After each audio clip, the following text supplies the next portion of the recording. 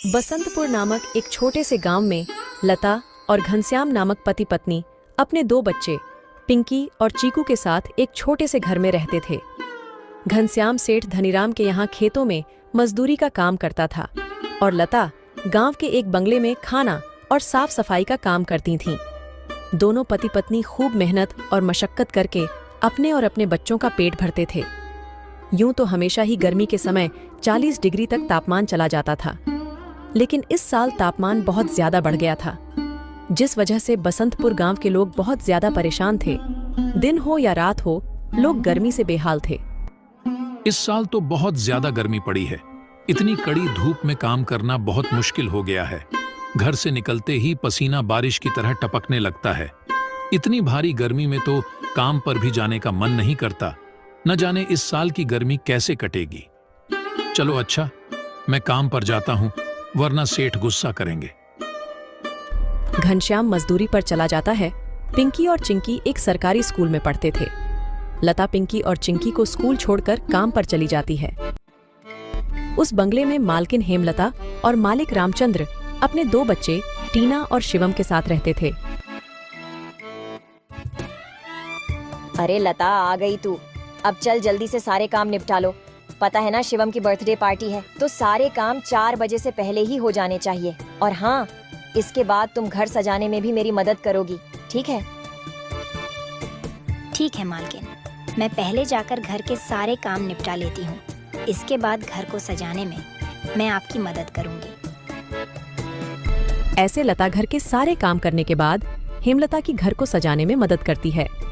हेमलता और लता मिलकर पूरे घर को अच्छी तरह से सजा देते हैं। अच्छा मालकिन, मैंने घर के सारे काम निपटा दिए हैं और पार्टी की सारी तैयारी भी हो गई है, तो अब मैं घर जाती हूँ। हाँ ठीक है, लेकिन पता है ना तुम्हें, आज शिवम की बर्थडे पार्टी है, तो तुम शाम को 7 बजे अपने बच्चों के साथ पार्टी में आ जाना। और हाँ, मुझे तुम्हारी थोड़ी मदद की भी जरूरत होगी। ठीक है मालकिन, मैं शाम के समय बच्चों के साथ यहाँ आ जाऊंगी। ऐसा कहकर लता घर चली जाती है और दोनों बच्चों को तैयार करके शाम को 7 बजे पार्टी में आ जाती है। पार्टी बहुत ही शानदार होती है। लता के बच्चे इतना बड़ा घर देखकर कहते हैं, अरे यार चिंकी, यह घर कितना बड़ा है और कितना सुंदर है। बाहर कितनी गर्मी है, फिर भी इनके घर के अंदर कितना ठंड लग रहा है। पिंकी और चिंकी की बातें शिवम सुन लेता है और वह उनसे कहता है, अरे ये घर ठंडा इसलिए लग रहा है क्योंकि हमारे घर में हर कमरे में एसी लगा हुआ है। ओह, मतलब कि एसी लगाने से घर बहुत ठंडा हो जाता है। दीदी, हम भी अपने पिताजी को अपने घर में एसी लगाने के लिए बोलते हैं ना, हमारे घर में भी बहुत ठंडा लगेगा। चलो बच्चों, इधर आओ, केक काटने का टाइम हो गया है। जब केक काटने लगता है तो पिंकी और चिंकी एसी की ठंडी ठंडी हवा खाते खाते शिवम के कमरे की तरफ चले जाते हैं और शिवम के कमरे के बाहर खड़े होकर एसी की ठंडी ठंडी हवा का मजा लेने लगते हैं। एसी की ठंडी ठंडी हवा खाते खाते वह दोनों कमरे के अंदर चले जाते हैं। दीदी, यह कमरा तो सबसे ठंडा है, इसमें कितनी ठंडक है। और दीदी, यह देखो, यह बिस्तर कितना सुंदर है, बिल्कुल मखमल जैसा। दोनों बेड पर बैठ जाते हैं और ठंडी ठंडी हवा का आनंद लेने लगते हैं। देखते ही देखते 15 मिनट बीत जाते हैं और आराम करते करते कब दोनों की आंख लग जाती है, उन्हें पता ही नहीं चलता। इतने ही देर में अचानक से शिवम की बहन टीना कमरे में आ जाती है। वह पिंकी और चिंकी दोनों को शिवम की बेड पर लेटा देखकर जोर से भड़कती है। ये दोनों मेरे कमरे में क्या कर रहे हैं? माँ इधर आओ, देखो ये दोनों मेरे बेड पर क्या कर रहे हैं। टीना की आवाज सुनकर हेमलता कमरे में आती है।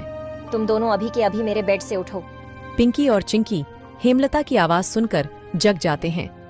लता भी हेमलता की आवाज सुनकर भागी भागी चली आती है। क्या हुआ मालकिन? आपकी बहुत जोर से नीचे आवाज आ रही थी। क्या हुआ? ये पूछ, क्या नहीं हुआ? ये देख नहीं रही तू? तेरे बच्चों ने अपने गंदे मेले बदबूदार कपड़ों से मेरा पूरा बेड गंदा कर दिया। तेरे बच्चों ने एसी देखा नहीं कि सोने चले मेरे बेड पे। हद होती है यार। मैं तो तेरे बच्चों को इसलिए बुलाया था कि इनका भी थोड़ा मन लग जाएगा। इन्होंने कभी ऐसी पार्टी लाइफ में देखी नहीं होगी, ये भी देख लेंगे। पर ये तो अपनी औकात ही भूल गए। ये हमारा घर है, कोई धर्मशाला नहीं कि कोई भी भिखारी हमारे कमरे में आ जाएगा और आकर के सो जाएगा। तू अभी के अभी अपने बच्चों को लेकर निकल यहाँ से। और हाँ, कल से काम पर भी आने की जरूरत नहीं है। मालकिन ऐसा मत करो, मेरी बात तो सुनो। बच्चे नादान हैं। मैं वादा करती हूँ आगे से ऐसा दोबारा नहीं होगा। यह मेरी आखिरी भूल समझकर माफ कर दीजिए मालकिन। मुझे काम से मत निकालिए मालकिन। इस काम के सहारे तो मेरा घर चल रहा है। ये तेरी सर दर्द है। अब तू यहाँ पर काम नहीं कर सकती। अब तू अपने बच्चों को ले और यहाँ से निकाल। हेमलता लता और उसके बच्चों को घर से बाहर निकाल देती है और आगे से काम पर आने को भी मना कर देती है। अब लता के पास कोई काम नहीं था। घर का सारा भार अब घनश्याम के कंधों पर आ गया था। हे भगवान, आज तो खाना बनाने के लिए आटा भी नहीं है। अब मैं आटा कहाँ से लाऊं? मेरे पास तो अब और पैसे भी नहीं है। और जो तनख्वाह घनश्याम जी को मिली थी वह सब घर खर्चे में खत्म हो गए। मेरा क्या है? मैं तो पानी पीकर भी सो जाऊंगी, पर बच्चों को क्या? भूखे पेट इन्हें नींद कैसे आएगी? आ गए आप। घर में राशन खत्म हो गया है। आज खाने में कुछ नहीं बना है। कोई बात नहीं, खाना आज मैं अपने साथ लेकर आया हूँ। सेठ जी के यहाँ पर आज दावत थी तो उन्होंने कुछ खाना बच्चों के लिए भी भिजवा दिया है। ऐसे उस रात तो वह सभी खाना खाकर सो जाते हैं। अगली सुबह लता फिर से अपनी मालकिन हेमलता के घर जाती है और उससे थोड़े पैसे उधार मांगती है। मालकिन, मेरे घर में खाने के लिए एक अनाज का दाना भी नहीं है। कृपया आप मुझे थोड़े से पैसे उधार दे दीजिए। तुझे देने के लिए मेरे पास कोई पैसे वैसे नहीं है। मैंने तुझे पहले ही काम से निकाल दिया था, फिर तेरी यहाँ आने की हिम्मत कैसे हुई? जा निकल यहाँ से और आइंदा यहाँ पर अपनी शक्ल मत दिखाइयो। हेमलता की कड़वी बातें सुनकर लता घर वापस जाने लगती है। तभी उसे रास्ते में एक पोस्टर दिखाई देता है। उस पोस्टर को देखकर लता वहीं रुक जाती है। पकोड़े बनाने वाले की जरूरत है।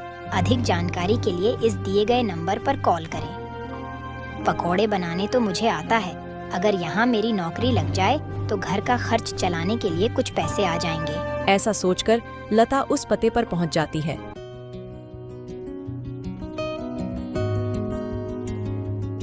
भैया, मैंने आपका पोस्टर देखा।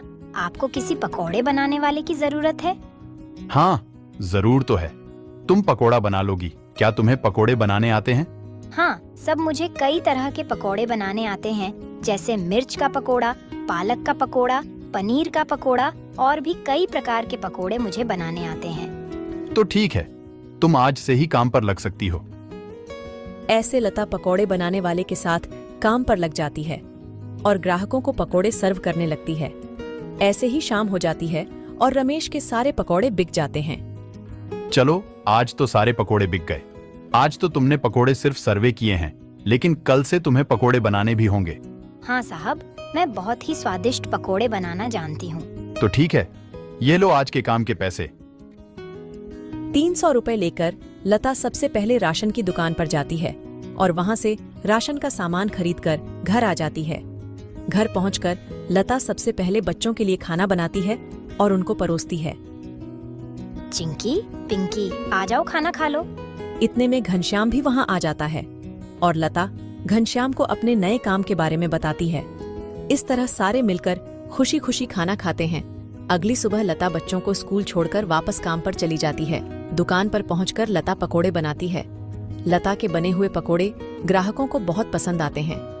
लता के बने हुए पकोड़े खाकर ग्राहक पकोड़े की बहुत तारीफ करते हैं।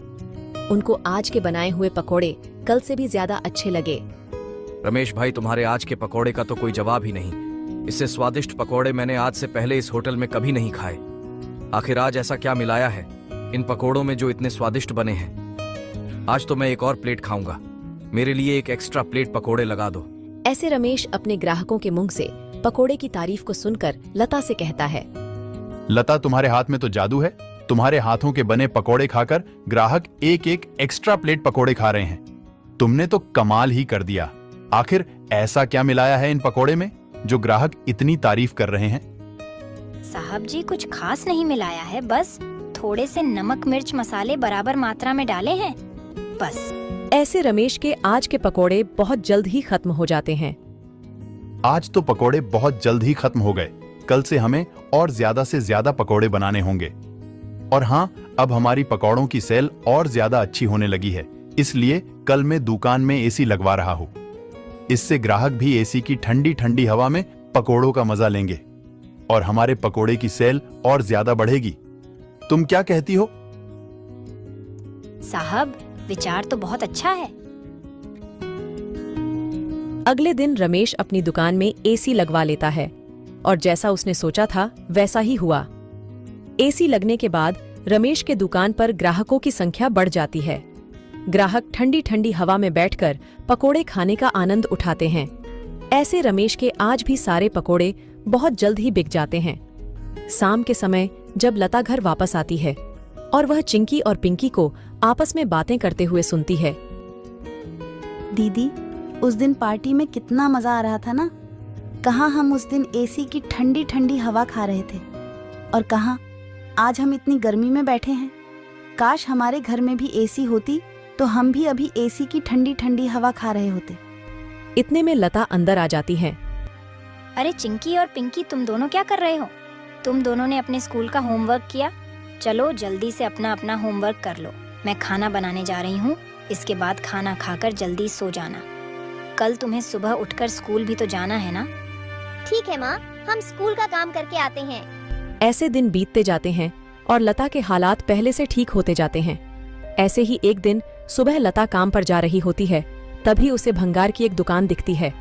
उसे दुकान पर कई सारे सामान थे, जैसे कूलर, पंखा, फ्रिज, एसी इत्यादि। लता का ध्यान उस दुकान में रखे पुराने एसी की तरफ जाता है। वह उसे बहुत पसंद आता है। वह उस दुकानदार से बोलती है, भैया, ये एसी का क्या दाम है? मात्र 10,000 रुपए की है। 10,000? ये तो बहुत ज्यादा है। ज्यादा नहीं, ये तो बहुत कम है। ये सेकंड हैंड एसी है। अगर नई एसी खरीदने जाओगी तो 30,000 से कम की नहीं आएगी। अच्छा ठीक है, पर ये सही से तो चलती है ना? हाँ, बिल्कुल सही से चलती है। अगर 6 महीने से पहले ये एसी बंद हो जाती है तो इसकी सारी रिपेयरिंग की सर्विस बिल्कुल फ्री होगी। ठीक है, लेकिन इसका सही सही दाम लगाओ। मैं इसके 8,000 दूंगी। अगर तुम्हें देनी है तो मुझे ये ऐसी 8,000 में दे दो। ठीक है, बताओ कहाँ लगानी है। लता उस आदमी को अपने घर लेकर आती है। वह आदमी लता के घर पहुंचकर एसी को लगा देता है।